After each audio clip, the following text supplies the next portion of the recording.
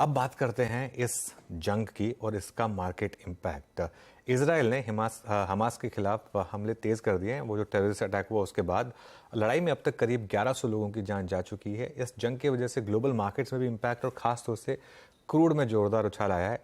इसका क्या इम्पैक्ट होगा ये समझाने के लिए प्रकाश दीवान हमारे साथ जुड़ गए हैं। प्रकाश, गुड मॉर्निंग। तो नॉर्मली ये कहा जाता है कि वॉर जो होती है वो actually obviously it's not good, लेकिन शायद इन्वेस्टमेंट के हिसाब से एक अच्छा टाइम होता है बाय करने के लिए, और उसके एनेक्डोटल एविडेंस भी रहे हैं। क्या इस बार भी सेम रहेगा आपके हिसाब से? गुड मॉर्निंग अनुज। देखिए, ये कहना तो मुश्किल है कि ये हर बार की तरह होगा। और ये कॉन्फ्लिक्ट कोई नई नहीं है, सिर्फ मतलब और तीव्र हो गई है। पहले से ही जो गाजा स्ट्रिप को लेके झगड़ा चल रहा था वो तो पहले से ही था, लेकिन अब ये समझ आ रहा है कि जो अटैक जिस जिस मात्रा में हुआ है और उसका रिटेलिएशन यानी जवाब जो दिया जाएगा वो भी इसराइल को एक वो मिलेगा। अनसर्टेनिटी जो आई है उसकी वजह से आपको मार्केट में डेफिनेटली डिप दिखेगी। देयर इज नो रीजन वो नहीं होगा, लेकिन लॉन्ग टर्म में होता ही है कि इस टाइप की वॉर सस्टेन नहीं हो पाती। बट हमने जो पिछले बार यूक्रेन रशिया की वॉर देखी वो इतनी लंबी चली है, तो हर बार नए पैरामीटर्स दिखने शुरू हो जाते हैं। तो मैं उस पर इतनी अटकलें लगाने की कोशिश नहीं कर रहा। मैं ये कहना चाह रहा हूँ कि जो बिजनेसेस या इंडस्ट्रीज या ज्योग्राफी यानी जो एरियाज में ग्रोथ कायम रह सकती है in spite of this war, मान लीजिए वॉर ये चलती है 1 डेढ़ महीना और चलती है। ऑफ कोर्स मैं ये नहीं कह रहा कि ये वॉर चलनी चाहिए, बट मैं कह रहा हूँ अगर चल जाती है तो जो हमारे मार्केट्स जो हैं उनका क्या, उन पे क्या असर पड़ सकती है उसको अगर आप देखें उस संदर्भ में तो बहुत अपॉर्चुनिटीज आपको दिखने लगेंगी। So from that perspective yes, ये वॉर को लेके जो अनसर्टेनिटी आती है और वॉलेटिलिटी मार्केट में आती है वो लॉन्ग टर्म इन्वेस्टर्स के लिए एक बहुत बड़ा फायदा हो जाता है।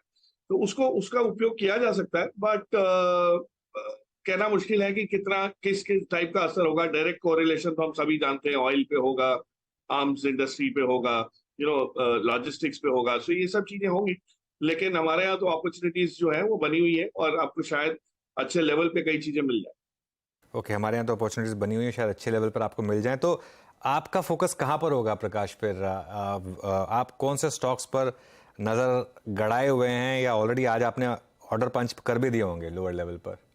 हाँ, सो इंटरेस्टिंगली अनुज क्या हो रहा है कि ये वॉर से एक चीज सबको बहुत क्लियरली समझ आएगी कि जो एनर्जी क्षेत्र में जो आत्मनिर्भरता कई देशों ने बहुत अच्छी तरह हासिल की है, कई सोच रहे हैं, कई शुरुआत कर चुके हैं। आप देखिए अब हिंदुस्तान में प्रधानमंत्री मोदी जी की वजह के विजन की वजह से जो रिन्यूएबल्स पे हमने फोकस देखा है पिछले कुछ सालों में, और आगे चल के हम जो और भी बड़ी उसमें रफ्तार से बढ़ रहे हैं, वो चीज आपको अब हर देश में दिखेगी। क्योंकि कोई भी देश ये नहीं चाहेगा कि ऑयल पे डिपेंडेंस इतनी ज्यादा रहे। और ये चीजें जो है मिडल ईस्ट में जब भी कुछ ये इस टाइप का कुछ वो होता है तो ऑयल का एक बेस जो है वो आगे की तरफ होने लगता है, क्योंकि डिपेंडेंस ऑयल पे जो बहुत ज्यादा है आज के मार्केट में। यूएस ने कम कर दी है, यूरोप में थोड़ी पॉकेट्स में कम हुई है, इंडिया में कम होनी शुरू हुई है। तो मुझे लगता है रिन्यूएबल्स पे फोकस इससे बहुत ज्यादा आएगा। और रिन्यूएबल से के अंदर अगर एक एरिया हमारे हिंदुस्तान में देखें हम, सोलर और विंड की तो बहुत बढ़िया ग्रोथ हो रही है, लेकिन एनर्जी स्टोरेज पे एक्सेप्ट फॉर एक तो बड़े कंपनीज या ग्रुप्स देखें, रिलायंस जैसे जिन्होंने कुछ पहल करी है, बहुत ज्यादा काम हुआ नहीं है। तो मुझे लगता है जो एनर्जी स्टोरेज या बैटरी वाला जो फील्ड है उस पे अब बहुत ज्यादा इन्वेस्टमेंट और फोकस आएगा। तो उसमें से एक कंपनी हम लोग को पसंद आती है, वो टाटा केमिकल्स है। अब टाटा केमिकल्स में अगर आप देखेंगे तो कोई नई चीज तो है नहीं, लेकिन आज भी और अनफॉर्चुनेटली होता गया है कि बीएससी की क्लासिफिकेशन के हिसाब से अभी भी इसको फर्टिलाइजर की कैटेगरी में ट्रीट करते हैं, और उसको अपना इंडस्ट्री एवरेज जो फर्टिलाइजर में 13 13.5 का है उसके साथ इसका कंपैरिजन किया जाता है, जबकि एक्चुअली टाटा केमिकल्स ने फर्टिलाइजर तो कब से बेच दिया है। और अब ये जो काम कर रहे हैं वो बैटरी में जो केमिकल्स लगते हैं उसमें कहीं ना कहीं उस वैल्यू चेन में काफी कुछ सप्लाई करना शुरू कर देंगे, और ग्लोबल है ये सिर्फ हिंदुस्तान का नहीं मैं बता रहा। सो आई थिंक इस टाइप की कंपनीज जो है जो अच्छे मैनेजमेंट ड्रिवन है, अच्छे सेगमेंट में है, और जहां पे ज्यादा कंपटीशन नहीं है स्केल का, वैसी चीजों को अगर आप देखिए। और दूसरी चीज बैंक्स है अनुज, आपने आज बहुत बढ़िया सुबह समझाया कि भाई आईटी तो बॉटम आउट अप्रैल से हो चुका है, आपने देखा है वहां से धीरे धीरे करके ना बोलते हुए भी स्ट्रेंथ आती जा रही है। लेकिन अब बैंक्स में ये चीज आएगी, और खास करके प्राइवेट सेक्टर बैंक्स में आएगी। तो देयर इज नो रीजन हमारे यहाँ की प्राइवेट सेक्टर बैंक्स में ग्रोथ ना है।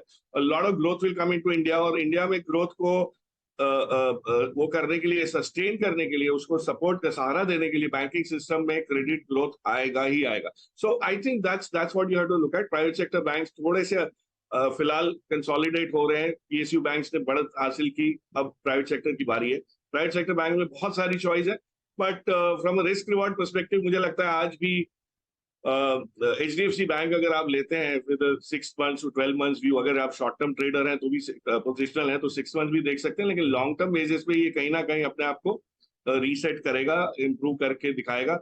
और सारे मेट्रिक्स जब आने लगेंगे कंबाइंड एंटिटी के, कोई कारण नहीं है कि यहाँ से 30-40% आपको ग्रोथ अगले 2 साल में ना दे सके।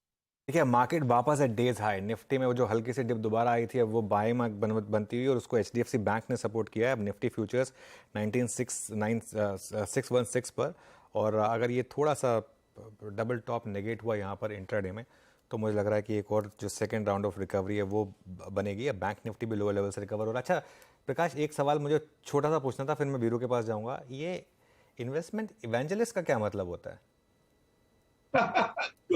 अब ये आप ही ये सवाल कर सकते थे, इतने महीनों से मैं यूज कर रहा हूँ। हाँ, तो इसका अनुज, इसमें ऐसा होता है कि जैसे बाहर के वेस्टर्न देशों में ना रिलीजियस इवेंजलिज्म बहुत होता है, बिल्कुल मतलब एक बिल्कुल। रिलीजन के बारे में हाँ, लोग बातें करते हैं।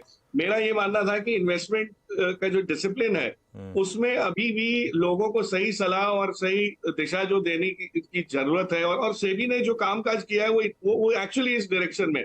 और इसका अल्टीमेट गोल ये है, पर्सनली मेरा एम्बिशन ये है कि कहीं ना कहीं एक इन्वेस्टमेंट चार्टर, इन्वेस्टर्स चार्टर बने, उसमें ये सब चीजें इनकॉर्पोरेट कर सके। तो उसकी तरफ की वो पहल थी।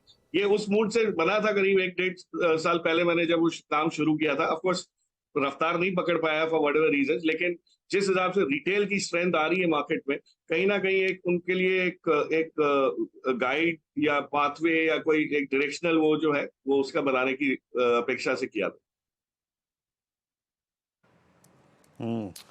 अच्छा Prakash sir, good morning. Virendra साइड। Good morning. मेट्रोपोलिस का क्वार्टरली अपडेट दिखा आपने, और आपकी अप्रोच डायग्नोस्टिक स्टॉक्स पे क्या है इस वक्त? क्योंकि अभी भी ये अपने मतलब लोवेस्ट ट्रैजेक्टरी में ट्रेड कर रहे हैं, पोस्ट कोविड वाली जो लोवेस्ट ट्रैजेक्टरी थी। बेटर क्या लग रहा है आपको चेस करने के लिए इस वक्त? वीरू, देखिए ऐसा है, देयर इज इम्प्रूवमेंट इनके नंबर्स में, जो अपडेट में आपको दिख रहा है वो इम्प्रूवमेंट जरूर दिखेगा। इनफैक्ट डॉक्टर लाल पाथ लैब्स देख लिए या मेट्रोपोलिस देख लिए, ये हो इसलिए रहा है कि अब जो कंपटीशन बीच में, पिछले साल आपको याद होगा तो जब टाटा ने और एक तो और कंपनीज ने, फार्म इजी ने ये शुरुआत की थी इसको एकदम लो कॉस्ट डिस्रप्शन बनाने की, वो उन्होंने इनिशियली जो एक्सपेरिमेंट करने थे, जो नए इनोवेशंस करने थे, वो सब कर लिए। तो अब जो कॉस्ट का थ्रेशोल्ड बना है, मतलब जो बेसिक टेस्ट की जो कॉस्ट है, वो अब यहाँ से नीचे नहीं जा सकती। जिसको जो करना था, ट्राई करना था, सब कुछ हो गया है। अब समझ आ रही है कि यहाँ से ये बढ़ ही सकते हैं, और नंबर ऑफ टेस्ट जो है वो आपके धीरे धीरे ऑर्गेनिकली बहुत बढ़ सकते हैं। उसका रीजन है, आप देखिए जो हॉस्पिटल क्षेत्र में जिस टाइप का कंसोलिडेशन हो रहा है, मुझे हॉस्पिटल क्षेत्र जनरली पसंद इसलिए नहीं आता कि थोड़ा सा कहीं कहीं एक्सप्लॉइटेटिव नेचर का भी लगता है।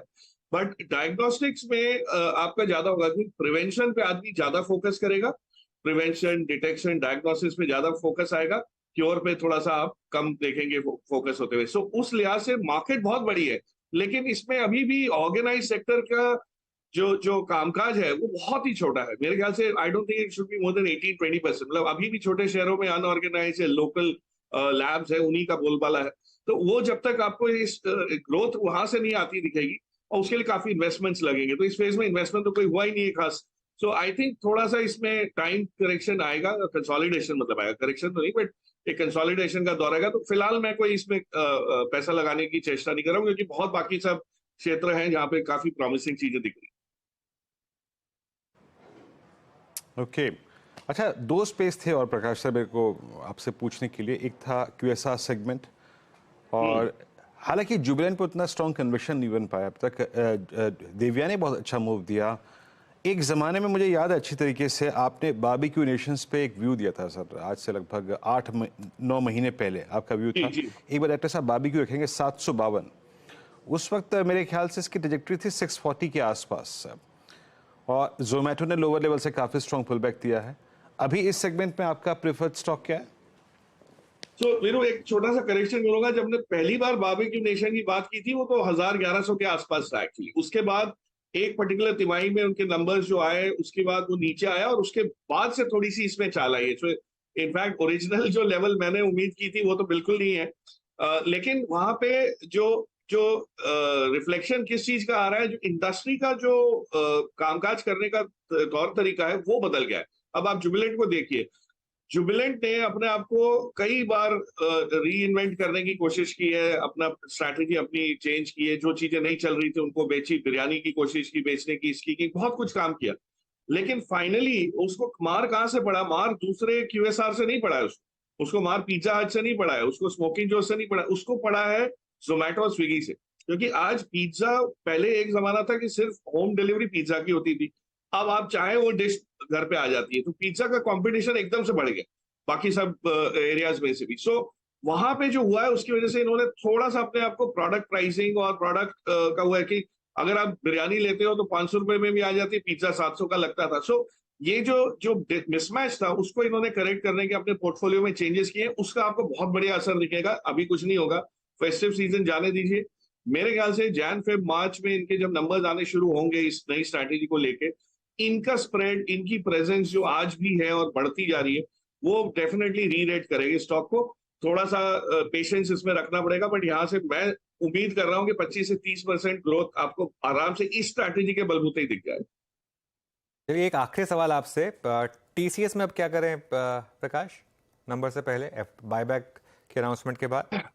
नहीं, सो आई थिंक बहुत प्रॉमिसिंग है अनुज। आपने देखा है पिछली बार भी बाईबैक वाला लेवल तो खैर मार्केट स्क्रीन पे नहीं दिखता, लेकिन टीसीएस जैसी कंपनी, जो बड़ी दिग्गज कंपनी, जो कैश मशीन है, जो इतना कैश जनरेट करी, उसमें आपको बाईबैक में डेफिनेटली हिस्सा लेने की चेष्टा करनी चाहिए।